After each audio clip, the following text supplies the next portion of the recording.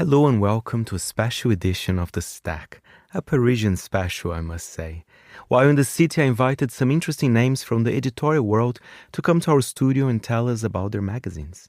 Franck Durand, publisher and creative director for Holiday, Carole Boinet, editor-in-chief of Les Inrockuptibles, and Fabien, Guyon, and Evane Haziza-Bonnamour from Voyage Voyage. Enjoy the show.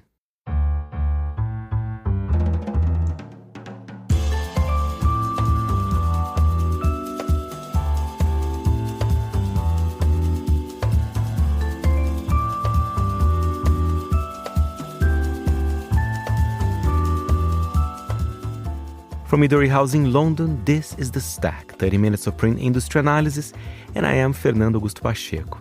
We start the show with Franck Durand, publisher and creative director for Holiday magazine. The French title focuses on one destination every issue, the latest being Samarkand in Uzbekistan.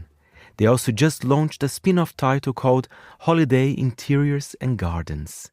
Let's hear it from Franck. When I started with Holiday travel almost 12 years ago now, I think, something like this. It was almost something very, let's say, vintage and not in a trend to launch a magazine because every people was talking, was exciting about digital, about all of this. But years after years, I can see and I can tell that how magazines are not dead at all. They change. The approach is very different. And the audience, I guess, is also very different. People don't have the same expectation from a magazine. I think it's more cultural, precise. And sophisticated perhaps as well, right? I think people like the fact that somewhere, someone or a team edit something for you.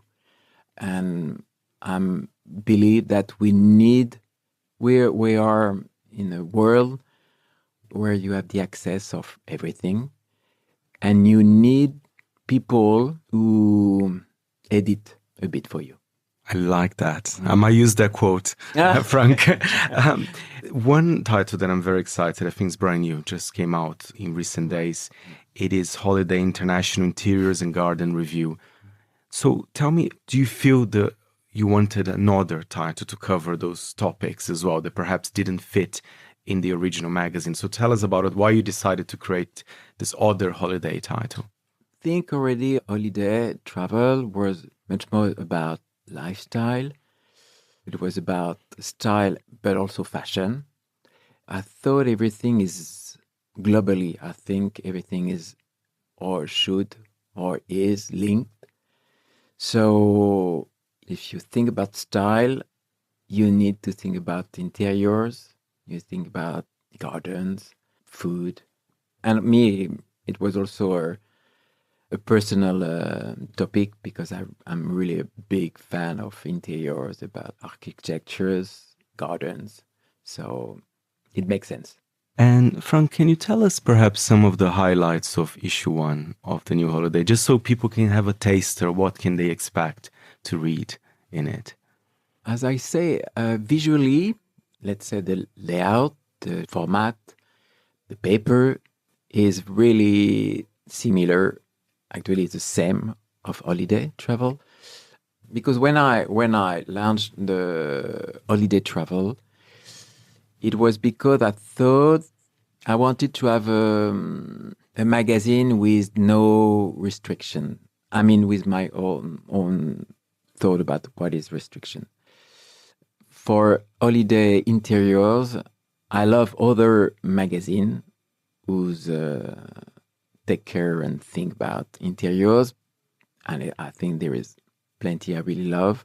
But it was never exactly what I'm had in mind. What I think I'm bring for this one is to bring a way of diversity of interiors and link them with artistic photographers and fashion photographers. So that is, I think, something who make the holiday, even the first one, quite different from the others. And I think it's good because if you launch a new magazine and it looks too similar to something else, then it's boring. It's boring. You don't have to do it. And it's not about a specific direction. It's not about luxury. It's much more about something more with not sensitivity. It's easy to say that, but something more humble, I would say. And what is similar from travel, holiday travel, is the fact that anywhere where you're coming from, be proud. For holiday interiors, it's something quite similar. You have a humble house, you have a fabulous castle, you like red or you like whatever. It's a way you see things, and beauty is potentially everywhere. It's just the way you are and accept to see things. Because sometimes beauty is just in front of your eyes and you don't really see it. So in a way, I'm on a quest of purity, but not in a way that too straight and too rigid, but too exact. To see the thing, and the beauty is not somewhere else. It's probably around you. And you can see that in the main holiday magazine. The beauty is in Zurich. The beauty is in Samarkand as well. Yeah. And that's actually, moving along to the holiday, because I love the latest issue. And I think for me, what I like about holiday is the element of surprise. Of course, you go to different places every issue, but it's interesting that you find in this city in Uzbekistan so much beauty, so much content. As you said, you can find the beauty basically anywhere you go, So tell us about actually. And you know what? I just think something now.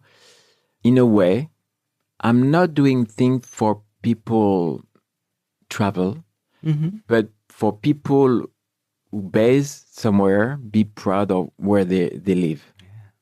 It's because me, for example, I'm not a big traveler. I need for my job, but all the destination from holiday, most of them I don't know them.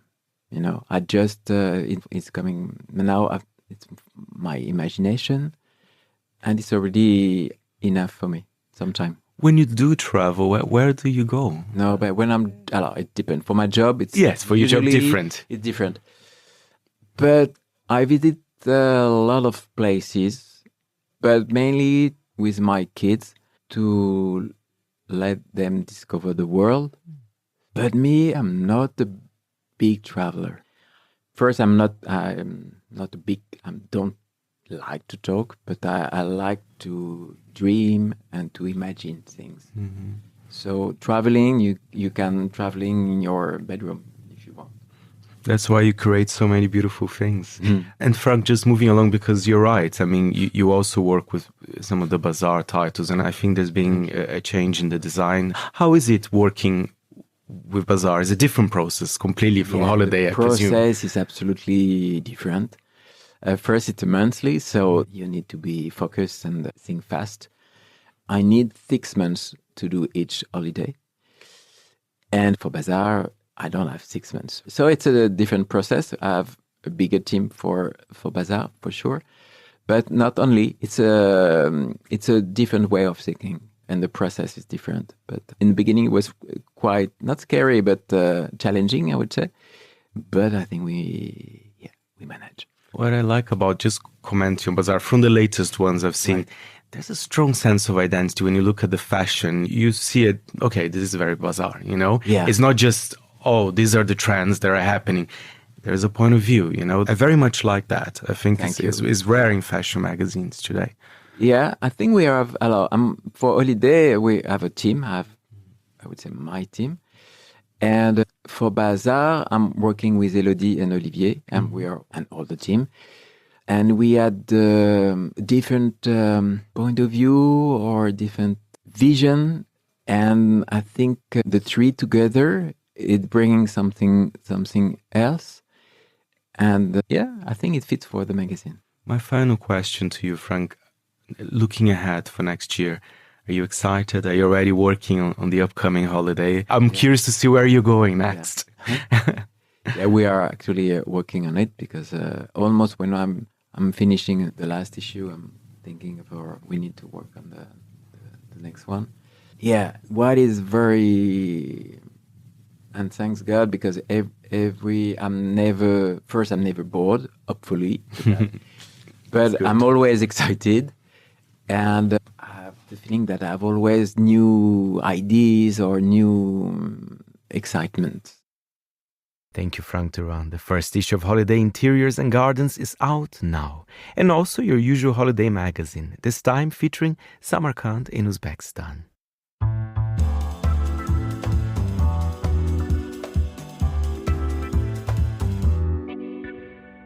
And now a pleasure to finally meet in person Carole Boinet, editor of one of my favorite titles, French cultural publication Les Inrockuptibles, or simply Les Inrock.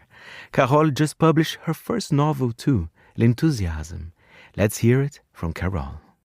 I've been there 13 years now, and I've been editor-in-chief 3 years.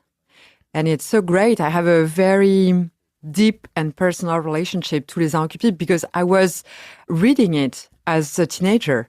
So it's wonderful for me to now be the editor-in-chief of one of my favorite magazines as a teenager. It is a bit of a French institution, I would say. I would dare to say that. I hope so, actually, because I think it's a very special magazine because it's a cultural magazine, but at the same time, it's very different from all the other magazines we can find in kiosk in France. I think it's very, different in a way that we really take a risk.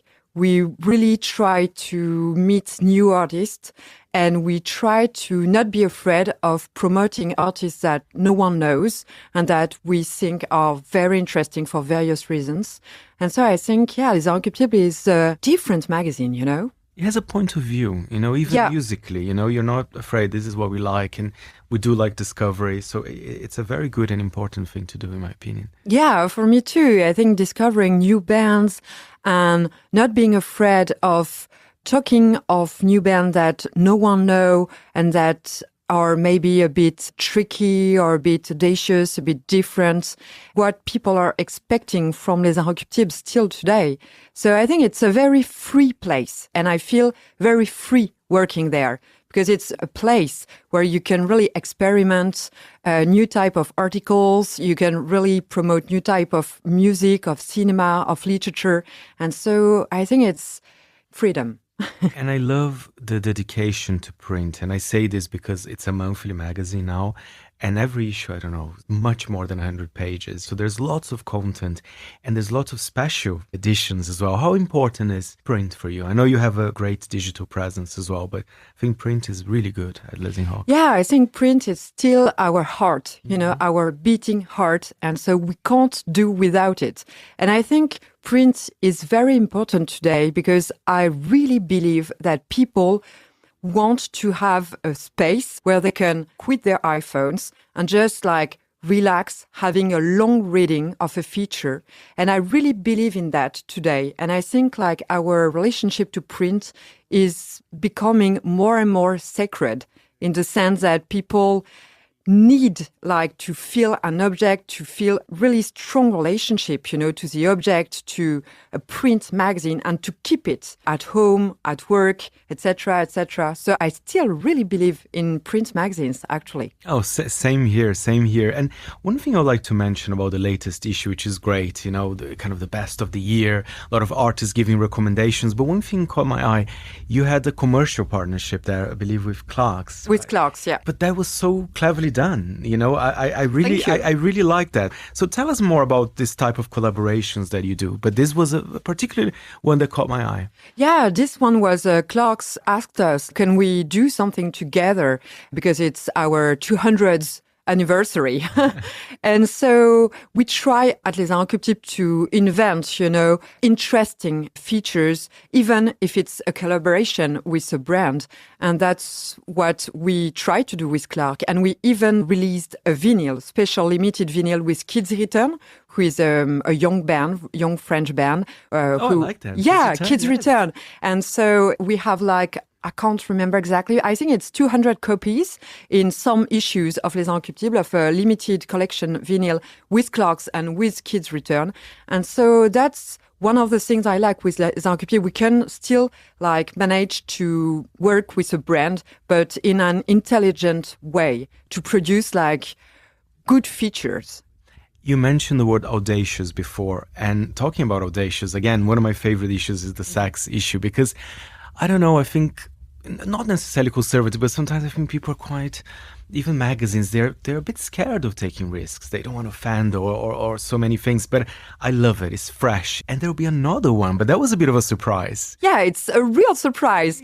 We were because everyone our sex issue, which we release during summer, heterosexual people, homosexual people, everyone. And so it's a kind of a cult magazine, a cult issue. And so we decided this year for the first time to release another one during winter because everyone seemed to like it, and to like that audacity and that boldness. We need audacity in winter as well. Yeah. And I think this sex issue is really, really freedom, printed in an issue, because we have no boundaries, we have no censorship, we don't try to please someone or to not say something. We really tell stories about sexuality and about eroticism, pornography, but also love and friendships. Sometimes it can also be really contemporary issues. And we print some X-rated photos also. But I think it's very important today to say that sex is not only a kind of joke or a kind of frivolous kind of stuff. It's also a political and cultural topic. And that's the way I see sexuality. You're one of the few that is doing it, and I agree with what you said 100%. But you have many sides to yourself. Right in front of me, it's your novel. I mean, yeah. That's fantastic. First one. I mean, it's just been released, so I wonder if you can tell us a bit more about that. It's going to be released actually in January the 7th. Write down in your diaries. Yeah, so now it's in French. The title is The Enthusiasm. It's a fiction. It's about a girl who returned to her grandmother's house in Brittany, in France, because she drink too much alcohol and have too much sex. And she tries to concentrate on herself and to write a book, but she's haunted by a memory. And so there is a kind of memory which haunts the whole book and the girl. I will not say much. You have to read the book. Absolutely. In French. In French. I hope it will be translated at one point in English. It will be made into film. Will be the whole thing. We do have a lot of French listeners, so they will be able to buy a copy. And how is interesting, because as an editor, it's a different role as a writer of fiction. It's completely different types of writing. It's totally different. Was it challenging to write your first novel? Really, really. I've worked on it for 4 years of my life, and it's absolutely not Carole Boinet, the editor-in-chief of Les Inrockuptibles. It's really another side of my personality, which is more artistic, I would say. I've always loved writing, and experimenting with the language and trying to find my own voice and trying to find new ways of telling stories and trying also to ask questions about society, about sexuality, about identity, about love, because it's also about a love story between a young girl and a man. And so, yeah, it's a new way of expressing something I had in mind and I wanted to deeply express since I was a teenager. It's super exciting. And I just want to ask you as well, because I know there's so many prints with Les Inrock now, because you also have the special of the 100 albums of the year. I love it. Well, people should get this one as well. But what have you been listening this year? Do you have a favorite this year? My favorite is definitely Lux by Rosalia. I'm sorry, it's not very surprising, but I can't choose another one. It's a marvelous album. I think it's amazing that an international pop star today tried to take such a bold way of recording a symphonic album. She's not an algorithm type of artist. Absolutely not. And she takes so many risks on that album. And I think it's really marvelous. And her voice, my God, she has such a voice. It's like an angel, and a motto at the same time. It's she's trying new stuff. And I'm so excited about her. And she's coming to play in Paris next March. Fantastic. I might be here then. My favorite, I don't know what you I love. What's your favorite? I'm still thinking, but FKA Twigs, Eusexual, it's the album. First one. The first one. It's the one that I've been listening almost every day. She's incredible. It feels kind of 90s trip hop, but more modern as well. I love it as well. And I think I really love what I love about so many female artists today, that they try to invent like a kind of being an alien type of artist, you know, FK Twigs, Rosalia, or Earthseeker. So many female artists are trying to invent a new way of being a female artist. Even someone different, but even Addison Rae. Of course. So very interesting. Beautiful album. Yeah. It works so well if you listen the first song to the last one as well. That's another highlight from me, I would say. And I also liked so many more rock bands, like Model Actress, a New York band I find amazing, or Elias Ronenfeld, a young guy. He was the singer of Ice Age. He's now doing solo albums, and he's amazing. And he will play at Les Inrock Festival in March. So there'll be the Les Inrock Festival. Yeah. That's amazing. So that's a tradition. From a tradition. And now it is at Le 104, which is a venue in Paris, and also at La Bourse du Commerce. On Sunday, we will have a concert there. And next year, it's a special edition because Les Inrockuptibles will have 40 years old. And so we will have a special creation at Les Inrock Festival with French pop artists like Philippe Catherine, Dominica, Calypso Valois, Miosek. And so we're really excited about that special edition. Thank you, Carole. A real pleasure. And the latest issue of Les Incorruptibles is out now. And her book, L'Enthusiasm, is out on the 7th of January.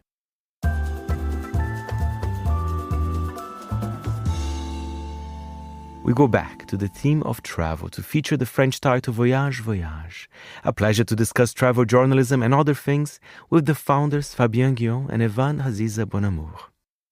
Fabien and we met us 15 years ago, I would say, for other magazines.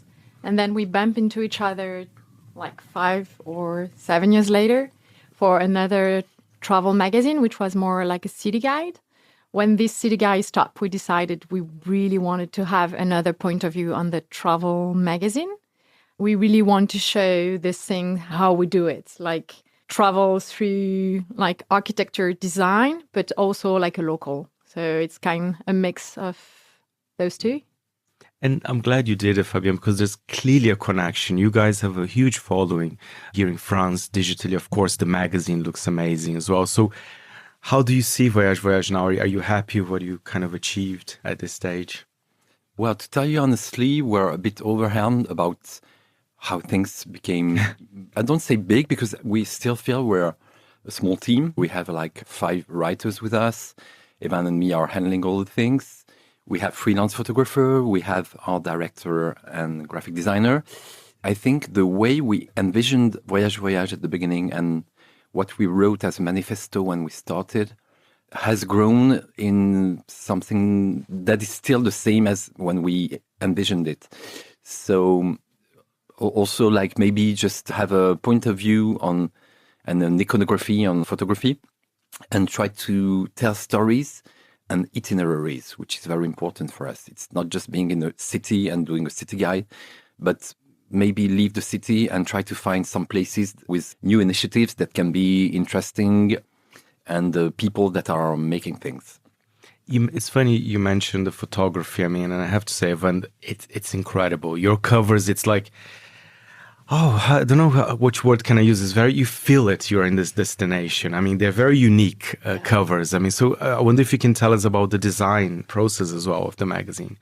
So each issue, we try to find a combination of 3 to 5 photographers that have like not the same work, but they can work together. That's why you can feel in the issue when you're just looking at it like the same vibe.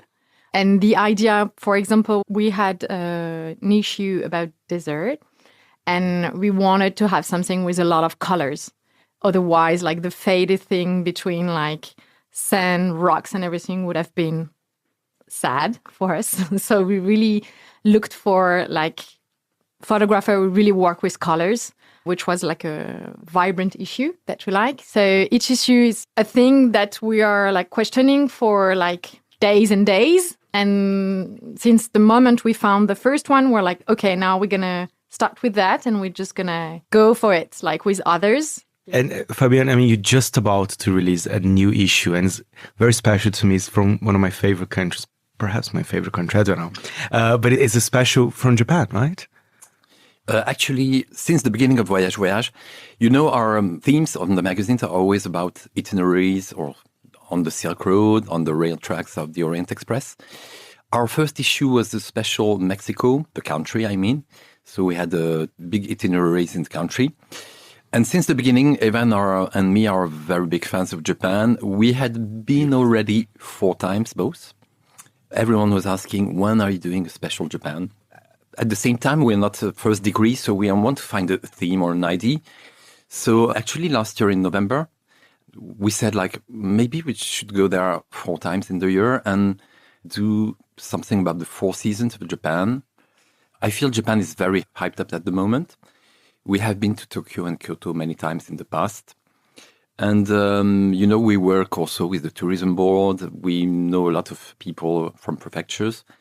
So we decided that we wanted to show, I don't mean a different Japan because it does exist, but a Japan that is not the one you see in magazines. Maybe go to the countrysides and also show Japan in the winter in Hokkaido in the extreme north, or in the summer in Okinawa in the extreme south, 2 hours 45 from Tokyo by flight, and show also how you can have sandy beaches and palm trees in Japan. And then everything that is in between in Honshu, Shikoku, Kyushu, and as I said, Okinawa and Hokkaido. I've been to Okinawa in the summer, but I haven't been to Hokkaido in the winter, so I need your tips. Did you enjoy yourself there as well? Yeah, I was the one during the winter. We had like, the week before we came was like 3 meters of snow.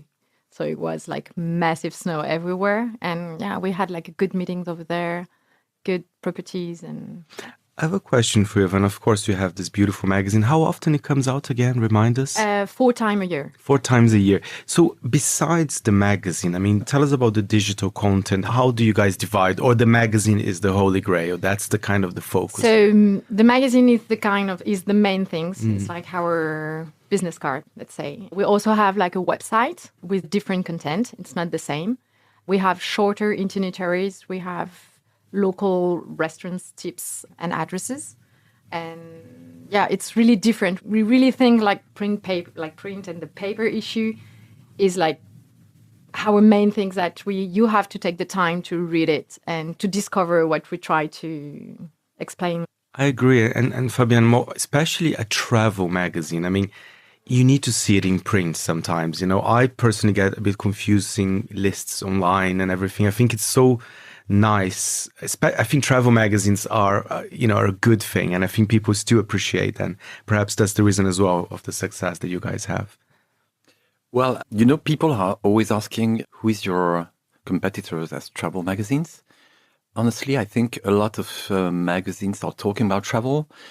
Of course, there are some big names like Condé Nast Traveler, but the way we decided to show travel was through a point of view. Of course, through photography, as we said. I think with the fact that we decided to focus on travel, but at the same time we have architecture, food, or local and authentic places. You know, our idea was also to mix things in the way travel magazines don't really do. So maybe one night you're going to be at a 3-star Michelin restaurant, and the morning after, you're going to ask the chef who invited you to bring you to his grandma and show her house and how she cooked for him on like something very local and authentic. Or otherwise go to a market and just have a €2 tacos. So it's the thing. And the same for hotels. We can go to big hotels and the day after find a kind of a small guest house in the countryside. And I think a lot of people around us say it's exactly the way I want to travel. Maybe one day I'm going to spend a lot of money on one place, but the day after I want something more local and authentic and affordable. And it's something in between the two.